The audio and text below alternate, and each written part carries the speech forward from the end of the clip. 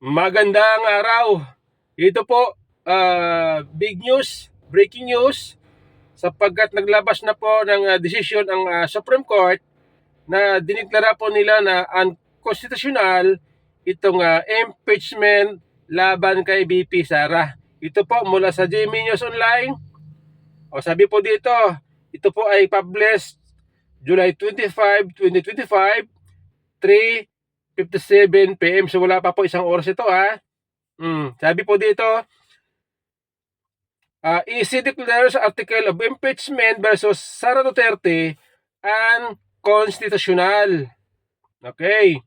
The Supreme Court has declared the article of impeachment against Vice President Sara Duterte as unconstitutional, Court spokesperson Attorney Camille Ting announced Friday.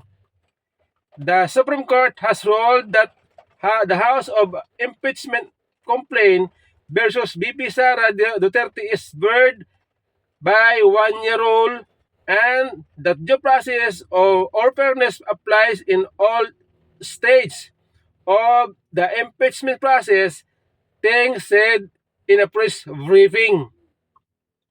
The High Court's ruling in relation to the consolidated petition filed by Duterte lawyers, Israeli Turion, and others seeking to declare the article of impeachment against her as null and void. To recall, 3 impeachment complaints were filed against the Duterte in December 2024, all of which were connected with alleged misuse of confidential funds. It was the 4th impeachment complaint that was endorsed by over 1/3 of lawmakers from the House of Representatives and was later on transmitted to the Senate. So yan po mga kababayan. Yay! Woo! Congrats! Congrats po kay BP Sara. Sabi ko sa inyo itong mga congressman, itong si Tambaluslos, hindi sumusunod sa tamang proseso. Mapa-bycam, mapa-impeachment, hindi po nila sinusunod ang batas. Sila po ang nasusunod, hindi ang batas. Kaya tulad niyan, no? Mabuti na lang itong mga abogado ni BP Sara ay mga galing, matatalino. Nakita nila kaagad na may problema itong impeachment nito, kaya dinala nila agad sa Supreme Court. O paano ngayon yan? Iyakan na. Tambaluslos. Itong mga prosecutors na maiingay. Itong mga nagsulong ng impeachment, itong akbayan. Iyakan na. Paano ngayon yan? Kaya inuulit ko po, congratulations kay BP Sara. Okay, so ito po mga kababayan kamakailan itong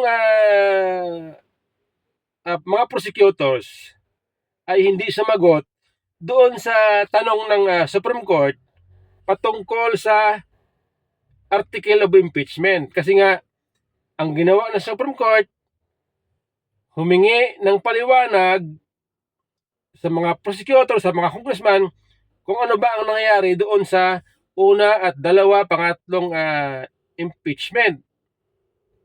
So hindi po yan sinagot ng mga prosecutors. Okay? So ngayon, doon po, dahil po doon, tayo po ay nagduda kung bakit ayaw nila sumagot. Okay? Dapat yan, kung alam nila ang kanilang ginagawa, may basihan sila, nasa tamang proseso itong impeachment na ito, dapat alam nila ipaliwanag. Kaya nilang ipaliwanag sa Supreme Court. Pero tumanggi po sila. Okay? O ngayon, mga babayan napag-isip-isip natin, napagtanto natin na nung panahon po ng nung tinalakay ang impeachment nito sa mababang kapulungan ng Kongreso, okay? At pagkapasa doon sa plenary, agad-agad tinransmit sa Senado. Wala nang oras sapagkat tapos na po ang session ng Kongreso. Pero hinabol nila.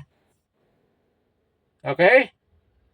Mabuti na lamang nung panahon na yon ay hindi agad inaksyonan ng Senado sapagkat panahon na ng eleksyon. Panahon na ng eleksyon. Kaya ang kampo ng Vice President nagkaroon po ng pagkakataon para ito po ay questionin sa Supreme Court at ang Supreme Court naman ay nabigyan ng panahon para ito po ay dinggin. Okay? Mabuti na lang dyan sa Senado, medyo na-delay po ang usapin.